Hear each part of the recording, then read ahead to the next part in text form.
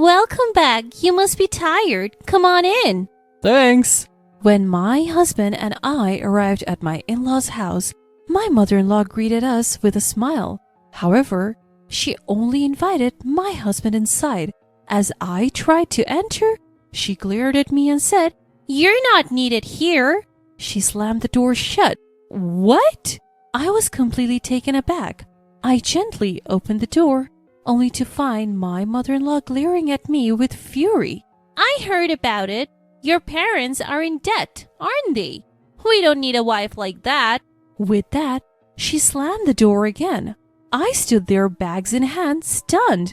From inside, I could hear my husband and mother-in-law laughing and having a good time.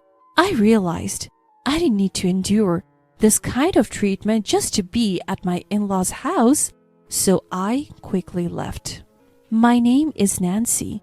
I'm a 32-year-old doctor working at the hospital my parents founded. I met my husband John when he was admitted to our hospital after an injury. He's charming, friendly, and a great conversationalist. Even though he's 5 years younger, he seemed mature and dependable. We got married after a year of dating. He works as a vice president at the company his father runs. Mother-in-law also worked as an office worker at father-in-law's company. Both his parents were thrilled when we got married. Your parents run a big hospital and now a doctor is becoming our son's wife? It's like a dream. We're so glad to have you, Nancy. My mother-in-law used to be so kind to me. Every year, during Christmas and other long holidays, we would visit my in-laws' house. They always welcomed us warmly. I would bring delicious food and drinks as gifts, which they would use for New Year's celebration. My mother-in-law would take the lead in cooking, and even though I would offer to help, she would decline. "Nancy, you work hard as a doctor. Just relax." Your family. Don't feel like you have to do anything. My husband would add. I always looked forward to these visits, but today was different, especially my mother-in-law.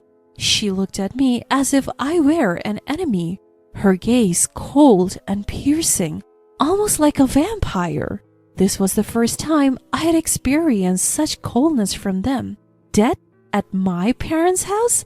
I had never heard of such a thing. I have a younger brother, 2 years my junior, who's also a doctor. We both work at our family's hospital. Recently, my father called me for a discussion about his health, but there was no mention of any debt. Driving home, I remembered a conversation with my husband from a week ago. Both of us have busy jobs, but that day, we happened to come home at the same time. My dad's retiring from being a doctor. He says his eyesight isn't what it used to be, especially for surgery, so they have decided to close the hospital. My husband looked shocked and exclaimed, What? The hospital's closing? Do they have debts or something? I'm not sure about debts, but they're planning to sell the hospital property. So you won't be working at the hospital anymore? I'll be taking a break for a while, but before I could finish, I received an emergency call from the hospital and had to leave immediately. We'll continue this later. I had said that, but there was hardly any time for it.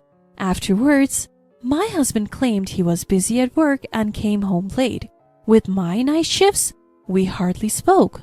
I'm sure he exaggerated our conversation, thinking my parents' hospital had closed due to debts, and that I was involved in paying them off. He must have told his parents that.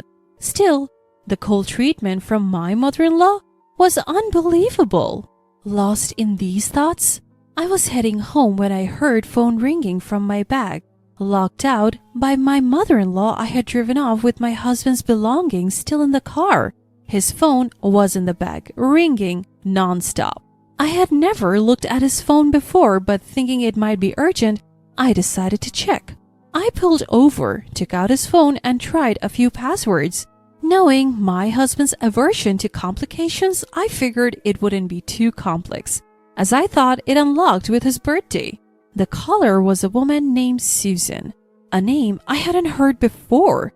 Checking the history, there were numerous exchanges with Susan. The messages were shocking. I want to see you soon. I wish I could be with Susan forever. I'll be with my wife during the New Year holidays. I'll miss you.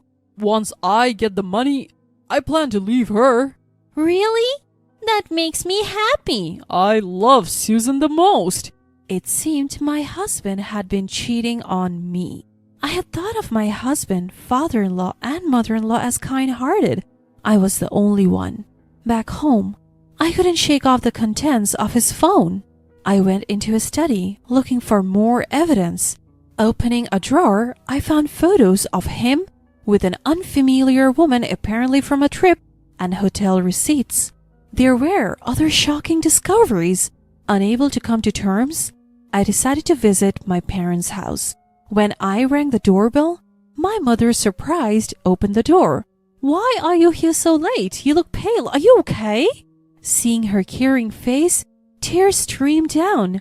Noticing my state, she wrapped me in a blanket. My father, sensing something was wrong, asked, What happened?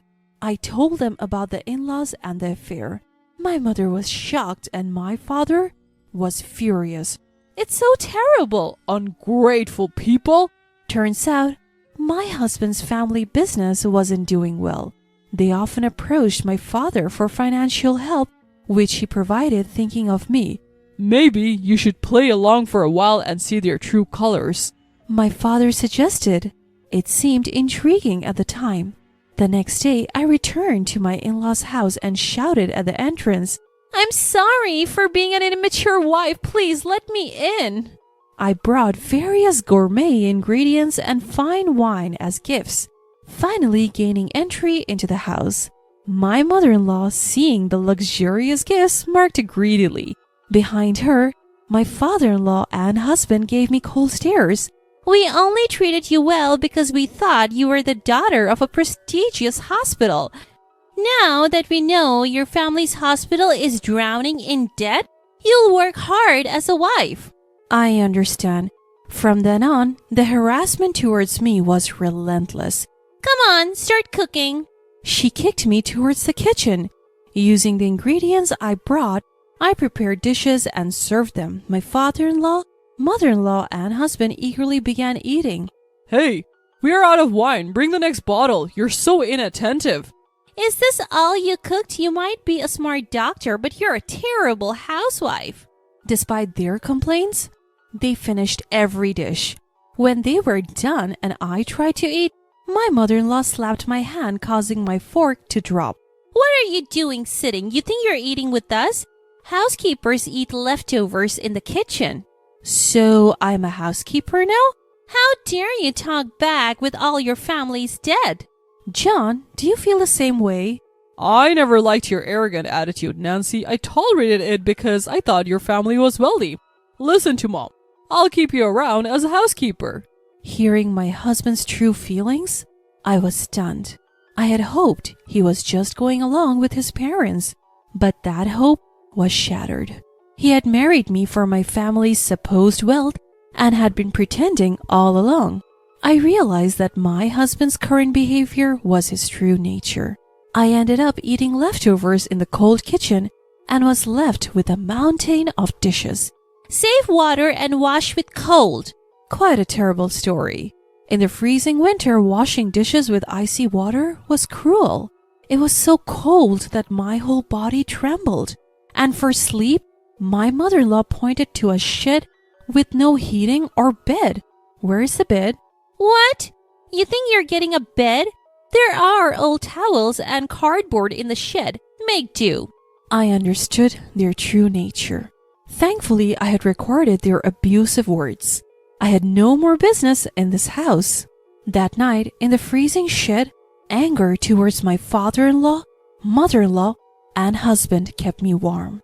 I'll never forgive them. Late at night, after they drunkenly passed out, I drove back to my parents' house. After a good night's sleep, as I was packing the next morning, the door burst open. My mother-in-law and husband stormed in. You think you can just leave without making breakfast? What's the meaning of leaving your husband behind? Their contemptuous looks were terrifying. It seemed my father-in-law was at work, but my husband and mother-in-law had come to berate me further. I am done with both of you. You dare talk back to your mother-in-law and husband? You're even worse than I thought. We can divorce if you want, but if you initiate it, you will pay compensation. Maybe you can sell the hospital's land. It should fetch a good price. We'll take that. That's a good idea. I said it sarcastically, but my husband just smirked, thinking he had the upper hand. Then he threw a paper at me. It was a pre-filled divorce application. If you don't do as I say, I'll use this. Good. This clears things up for me. What? You thought I would beg you not to leave? You, with a bankrupt hospital and drowning in debt, have no choice but to cling to me, right? He was completely mistaken. While it's true my father retired and closed the current hospital, we plan to relocate to a new facility near the train station. My brother and I would work there with me as the director. Far from being in debt, we had more than enough assets. Upon hearing this, my husband and mother-in-law turned pale. That's a lie, right? You deceived me? I tried to explain, but you didn't listen and jumped to conclusions. So your family is still wealthy? Then what I did was... My mother-in-law mumbled, panicking. Can we forget everything that happened yesterday and today? We have always been on good terms, right? After all the insults, she now wanted to forget everything? It was laughable. I'm shocked that you have spewed such terrible abuse at me and asked me to forget everything. Remember, I'm just the housekeeper, right? No, that was a misunderstanding. I'm sorry, please let it go. It's too late. I know your true feelings. By the way, my father will be taking back the $100,000 he loaned to your company. What? How did you know about that? We don't have that money. My husband started to panic, realizing the gravity of his mistake. Nancy, I'm sorry. I should have defended you from Mom. I promise to protect you from now on. You mean protect Susan, right? How did you know about Susan? You were cheating while pretending to work late. I have all the evidence. I showed him the photos and email exchanges on my phone. He stared at the evidence, sweating profusely. You will be the one paying compensation. Susan was just a fling. I met her at a bar. I'll break up with her. Please forgive me. He began to apologize, looking pitiful. While apologizing, sweat and drool spilled onto the floor, making him look miserable. That's not all. I showed him a photo of a life insurance policy taken out on me and a detailed pamphlet about car maintenance. There was a marked section about tampering with car brakes. That's... You not only wanted my family's money, but also my life? I have consulted the police, so you can't harm me anymore. My company's in trouble. I need the money. Please help me. Don't joke. We'll communicate through lawyers from now on. I never want to see your face again. What? As he lunged at me, my father and brother emerged from the back room, grabbing his arm and protecting me. My husband, pinned to the ground, cried, while my mother-in-law stood there, stunned. The house was purchased under my name. I'll be selling it, so please leave as soon as possible. My husband and mother-in-law, who always had an excuse not to leave, were sadly sent away by my brother. After that, I got a divorce. I received compensation from my husband and the woman he cheated with. He kept begging to get back together. When I threatened to consult the police because he was too persistent, he stopped coming around. Through a lawyer, I demanded repayment from my father-in-law's company, and the $100,000 my father had lent was safely returned. My father-in-law's business, which was already struggling, went bankrupt with a lot of debt. My father-in-law, mother-in-law, and husband now live in an old apartment. They juggle multiple part-time and day jobs, but can't seem to keep up with their debts.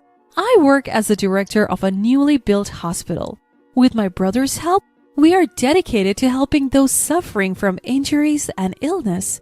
It's fulfilling every day. I bought a comfortable apartment near the hospital, and I'm enjoying living my own life.